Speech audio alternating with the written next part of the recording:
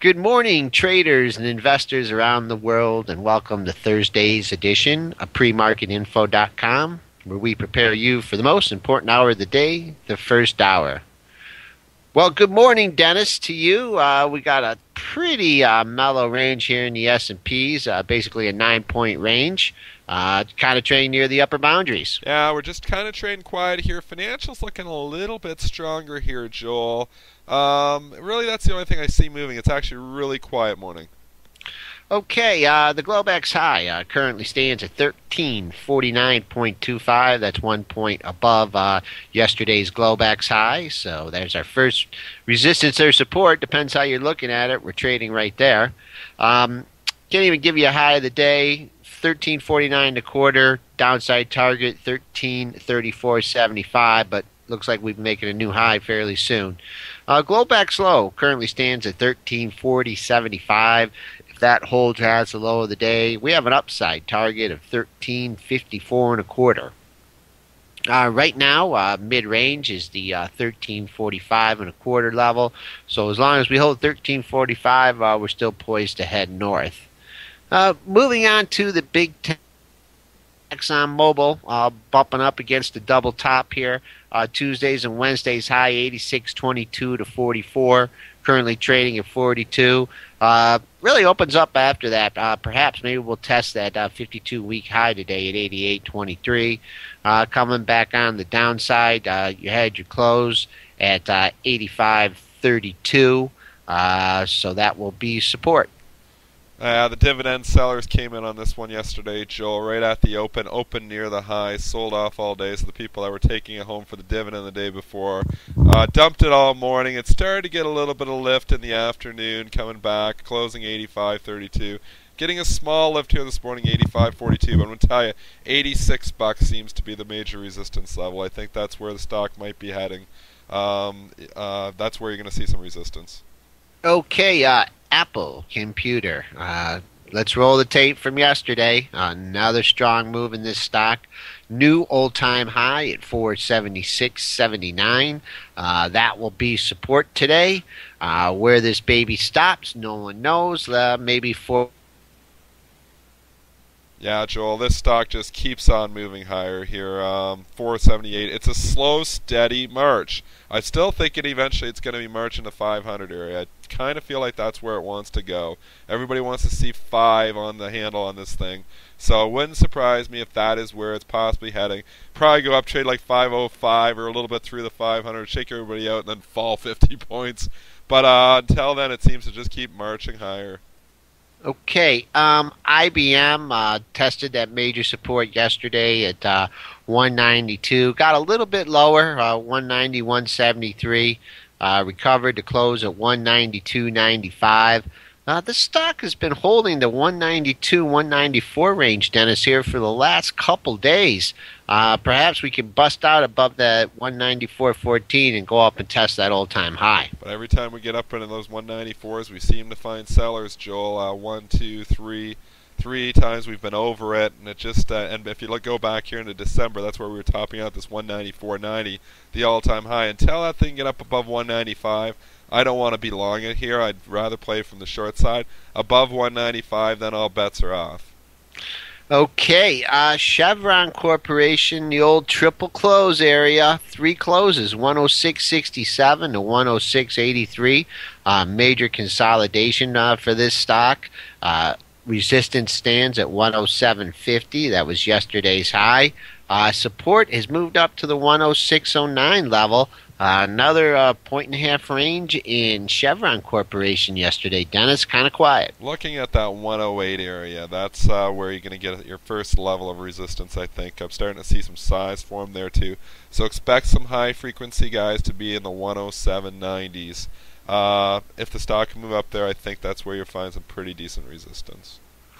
Okay, Microsoft busted through the 3049 level to get up to 3067 with a 3066 close. As highest that stock's been in a long time.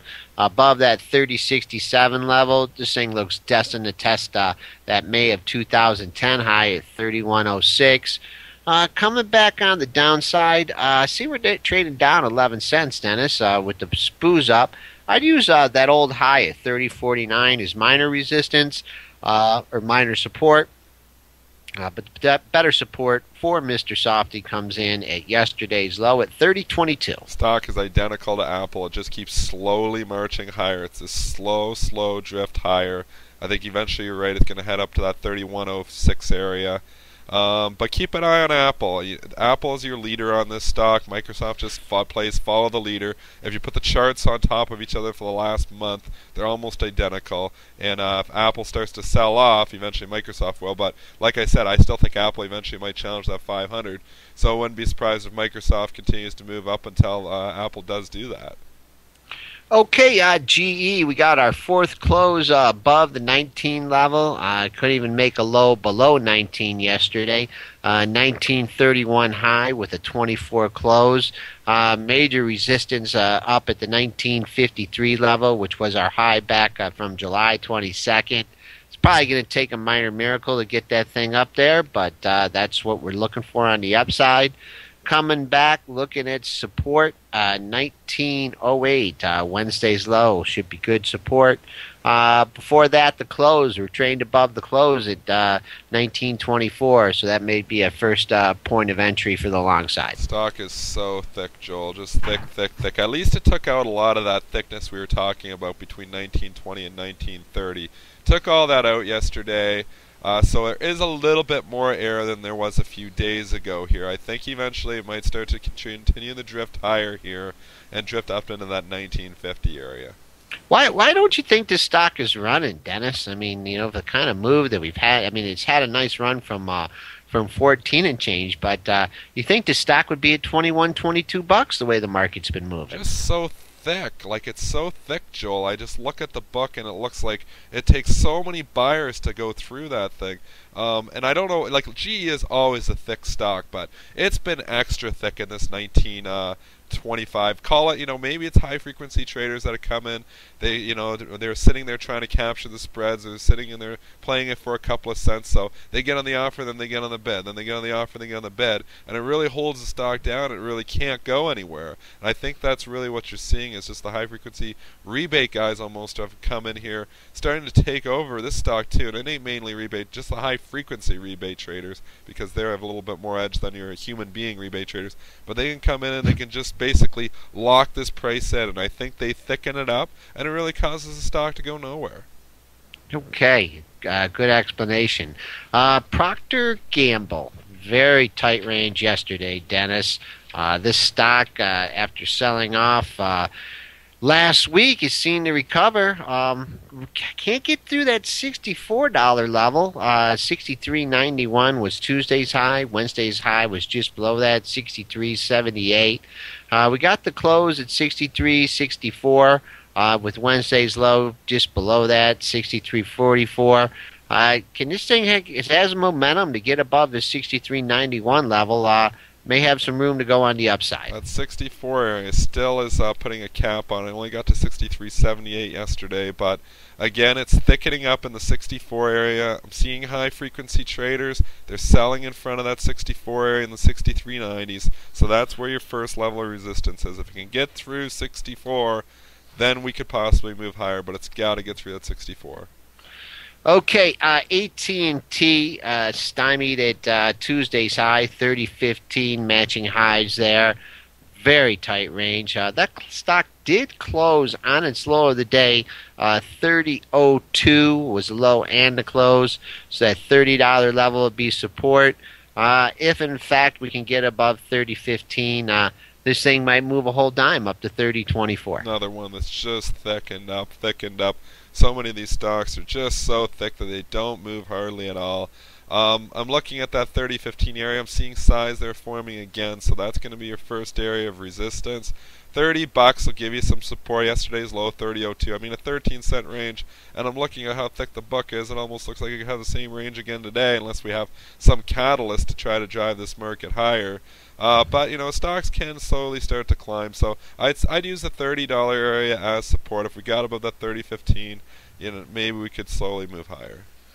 Okay, J&J, three lows here at the 65 area, a couple highs at 65, 35 to 39. Where it goes in between those two levels is anybody's guess. Break down below 65 though, Dennis. We could see some room on the downside, perhaps the 64.34, and I mean, if you get through 65.40, you're at 65.58. Another stock that's just stuck. They're stuck, Joel. This has had a 25-cent range yesterday. That's ridiculous. Look how small that range is for a $65 stock. I know Johnson & Johnson's a conservative stock with low beta, but a 25-cent range for that is very, very, very small. $65 remains support on this thing. 65.09 it got to yesterday. Seeing some signs from a 65, the high frequency guys come in. They'll bid in front of that, so that'll give you some support on the bottom. And on the upper end, it's not that much in the book until 66. But if for whatever reason we were to start to rally up, the 66 area still looms very large on this, and I expect high frequency guys to be in the 65.90s.